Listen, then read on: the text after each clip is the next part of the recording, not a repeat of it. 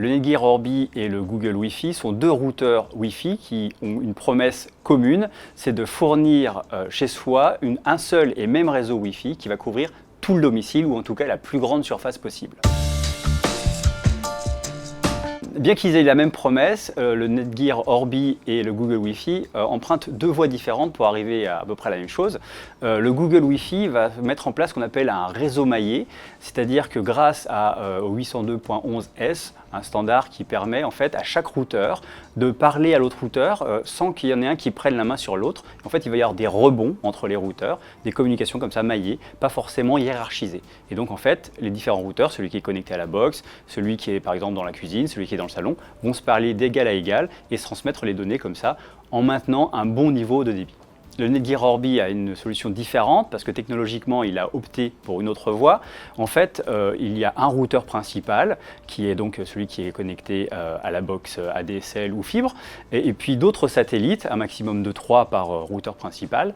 Et ces différents routeurs vont donc communiquer ensemble grâce à un système on va dire tri-band. Donc il y a deux bandes qui sont là pour l'envoi de données on va dire et le surf et une bande qui est réservée à la communication entre les différents satellites et le routeur principal, ce qui fait qu'en fait le débit est toujours on va dire le meilleur possible.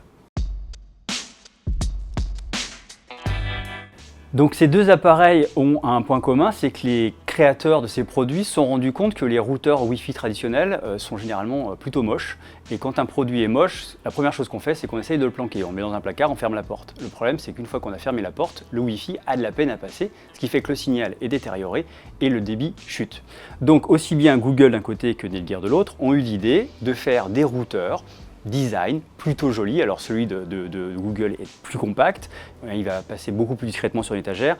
Celui de Netgear est un petit peu plus grand et massif. Néanmoins, les deux sont suffisamment design pour passer dans un intérieur un petit peu coquet.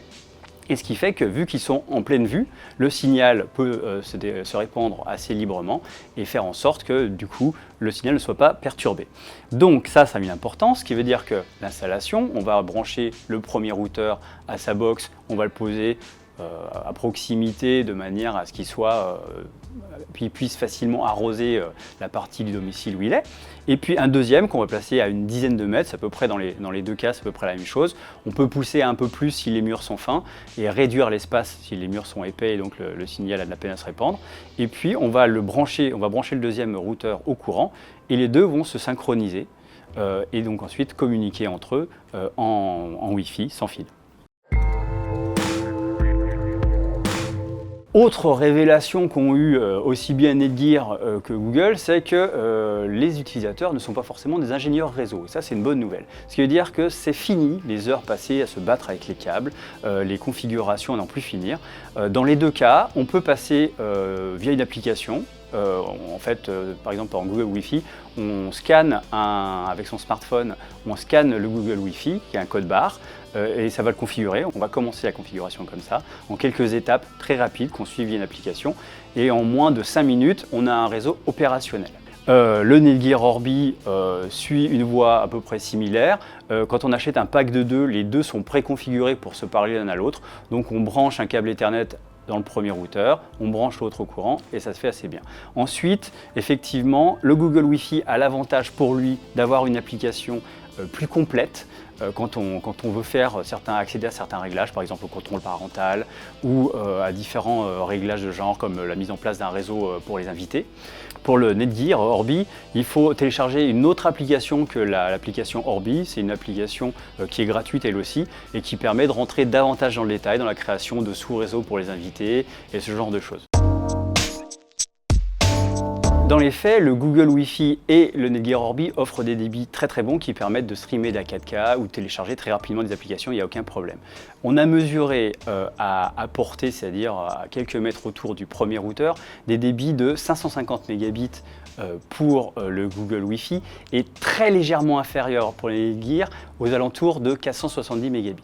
En revanche, le Netgear Orbi va prendre la main quand on va se retrouver sur le deuxième routeur, parce qu'on l'expliquait précédemment, le système de bande dédiée lui donne un avantage. Donc là, on a observé un effondrement relatif dû au réseau maillé du Google Wi-Fi qui passe à 170 mégabits par seconde, ce qui permet encore de streamer de la 4K confortablement.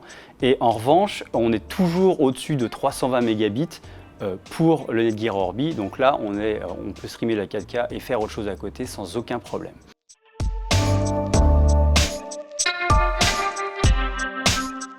Alors, la question de lequel on va choisir va dépendre de différents critères. On l'a vu, le logement. Et ensuite, il y a aussi un critère d'importance qui est le critère de l'argent. Parce que le Google Wi-Fi coûte 249 € quand on achète 2 modules, alors que le Netgear Orbi coûte à peu près 400 €, un petit peu moins de 400 €. Donc, il y a une différence de prix.